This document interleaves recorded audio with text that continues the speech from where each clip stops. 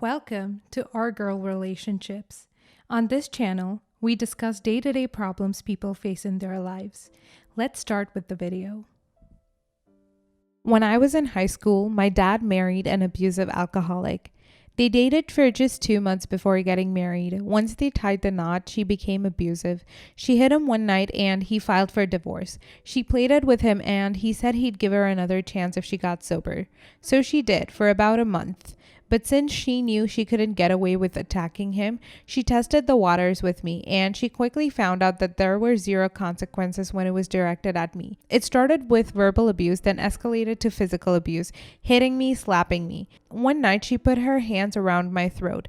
I begged my dad to intervene, but he always came up with some excuse for why I started it. He hated confrontation.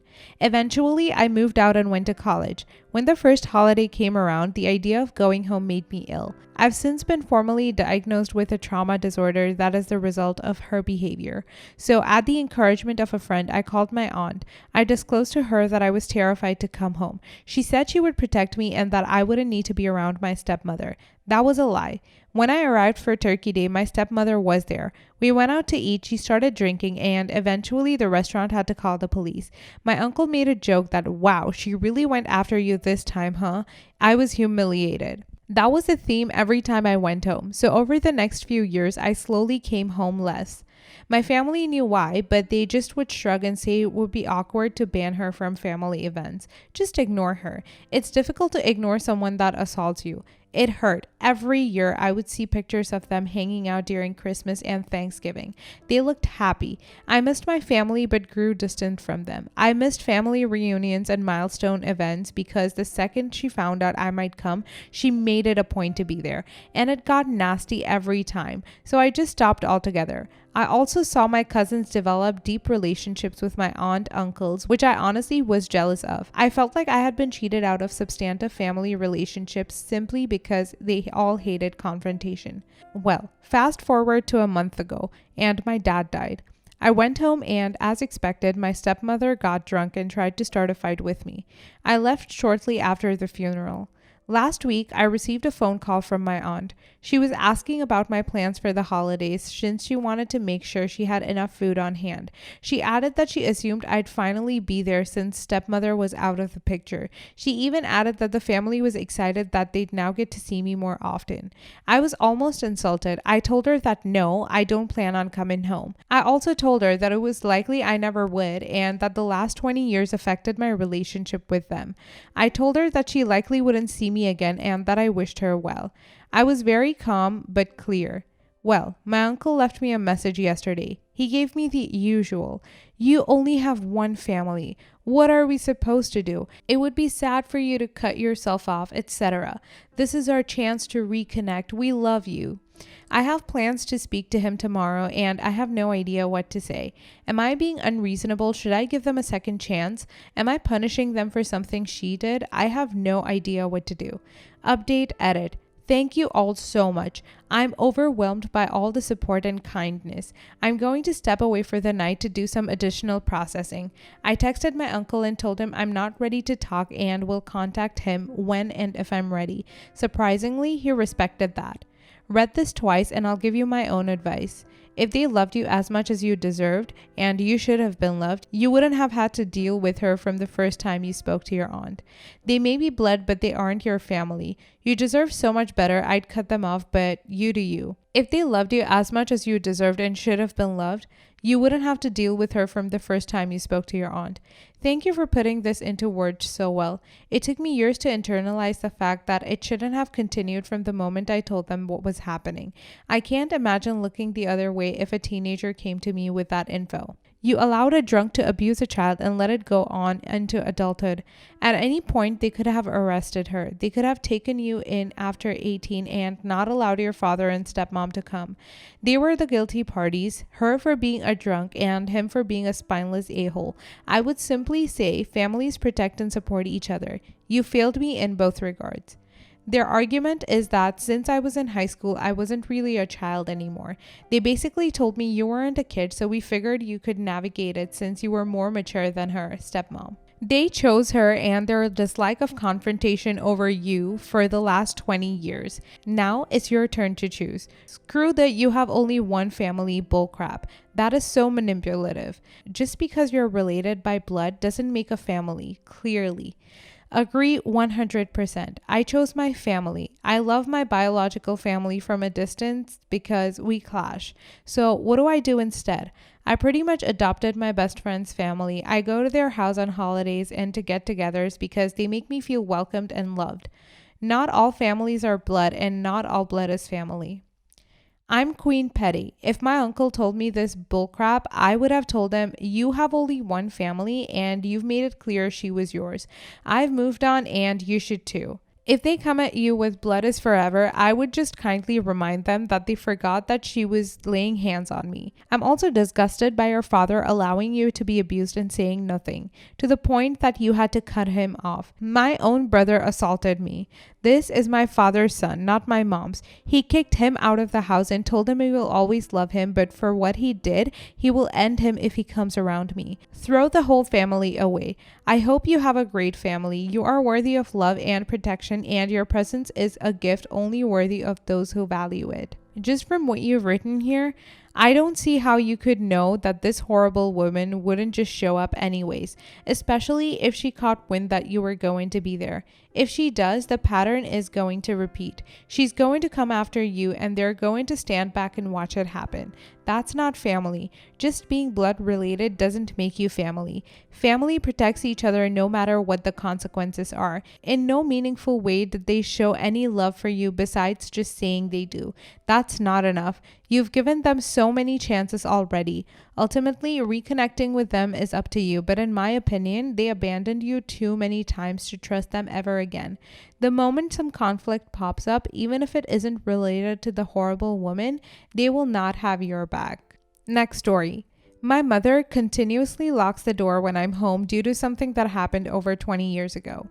First time posting here and I'm really unsure what to do. My 30 female mother, 58 female, has been locking the door to her bedroom and office whenever I'm visiting, no matter what my dad and I say. Some context. When I was 8, I was a kid with undiagnosed autism and ADHD. For probably a month and a half, I would sneak into their room and take 50-cent pieces from their collection. When I was caught, they would lock the door to their room. For some reason, kid me took that as a challenge to see how I could get in. This went on for another few weeks before I finally learned that, hey, this isn't cool. I haven't taken a thing from them since, besides maybe a pen or something that I forgot to give back. But she told me that she would never trust me again and has been locking the door ever since. I turned 31 soon and she still does it even to this day. I've asked my dad what he thinks, and he thinks she's being unreasonable, especially because A, I'm a grown adult, and B, I haven't stolen anything in literally 22 years. But my mom gets angry and rubs the fact that I stole from her when I was 8 in my face. More context. She also makes random snide remarks at me if I say something wrong. I'm a truck driver, and she once asked me if I would move their stuff across the country for free because they're family. When I said no, that stuff requires money and whatnot, she said, you better be careful what you say because that could come back and bite you in the future. I'm at the end of my rope run and they want me to visit for holidays. I really want to because I love my dad, but I also don't want to deal with her anymore. I guess I need suggestions on what to do. Don't give her the kind of attention she's clearly craving. She's told you that she does not care whether you come over or not. You do not like who she is, you love your dad, and would still like to come over to visit. Whenever you're over, just focus on your dad. I don't mean straight up pretending like she doesn't exist, but when she makes snide remarks and stuff, just say okay and go back to talking to your dad or whatever. Passive-aggressive people like to get the reaction out of people. It's not about you wanting access to their bedroom, it's about the gesture. Your mom going out of her way to show you that she's holding a grudge against what her own child did when the kid was 8. Jesus Christ, people, some of these comments. I'm really sorry, original poster. It must hurt knowing your parents don't like you.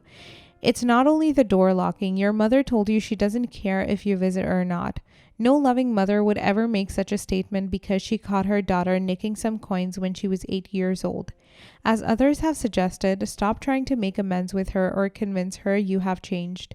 It's not worth it. Focus on your father. You sound like you have a loving and trustful relationship.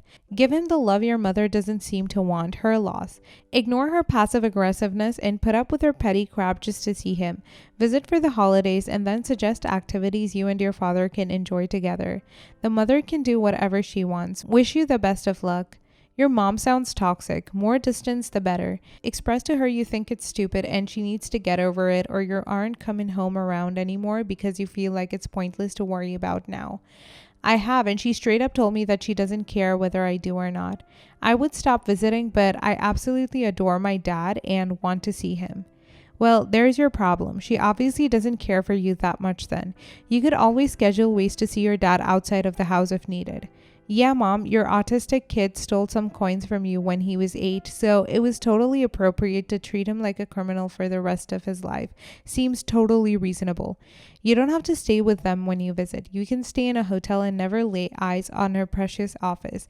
And then you can also simply disengage and go back to your hotel if she says nasty things to you, or just hang out with your dad elsewhere. If they want to know why you've changed the way you visit, you can be honest about the way her behavior makes you feel and why it has caused you to take a step back. Okay, so your mom doesn't seem to be that great of a person if she's holding $2.50 over your head for 22 years. So the petty a-hole that I am would stop by a bank and trade in $20 for 50-cent coins. Every single visit, I'd either secretly leave her a 50-cent coin lying around for her to just find with no explanation and deny any knowledge on where they came from, or I'd passive-aggressively elude somehow getting it from her room before giving her the coin while leaving. Next story. Me, 21 female, and my boyfriend, 33 male, have been dating for around a year and a half. I love him a lot and it's been good, except I feel like I can't hang out with my friends anymore. When we met, I was definitely in a party phase and I slowed down significantly when we were officially dating. But my friends, even in relationships, all still go out occasionally in between school and work schedules. My boyfriend says he thinks bars are very disrespectful to our relationship, and I can see that. I'd be lying if I said I don't miss just going out for a couple of drinks as a girls' night, but I understand he thinks it's inappropriate and he's just wanting me to be safe. He says he's worried about other guys and doesn't trust them but trusts me. The problem is though, anytime my friends invite me to something that's not bars, he seems to get upset. Like they invited me to go to a concert, game, etc. and he says things like that I think he would enjoy.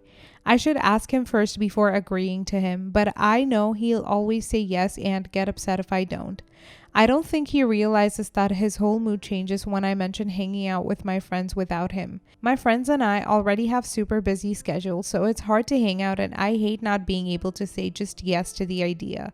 The last time I brought it up, it turned into a big problem and he kept saying things like, "Sorry, I'm just selfish. You just want to live the single life. You just never want to do things with me." I always try to plan fun things or mention date ideas. I'm always with him and I love him and I don't want him to think I don't like hanging out with him, but I miss my friends and having an identity outside of our relationship. How do I talk to him about how I feel in a gentle way that won't spark an argument? Update. I'm not really sure if it notifies people with edits.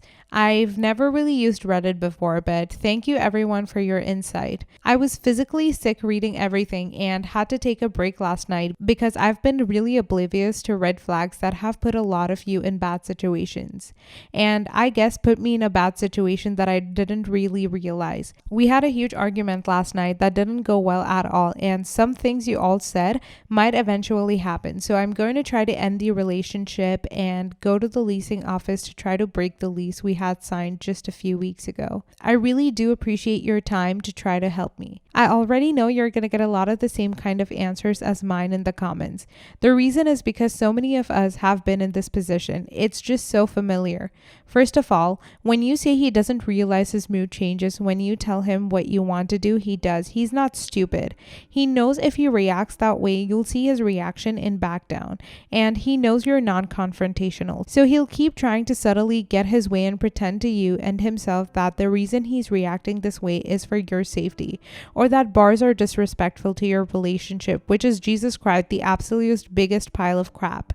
This guy should be a boxer. His reach is unbelievable. What he is doing is getting what he wants from a person who loves him, who hasn't learned that conflict is healthy.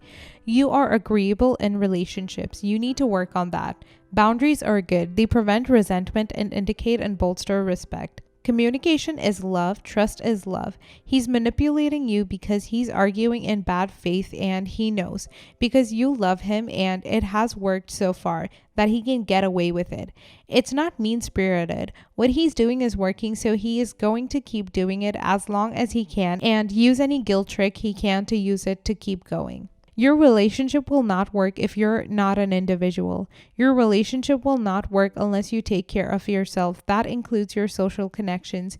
Your relationship will not work if you become isolated and don't socialize and have friends. Your relationship will not work if you feel like you have missed out on your youth. Your relationship will not work if your partner does not demonstrate respect to you in any way that suits you, not just him. Any compromise must go both ways and can't be based on his fears.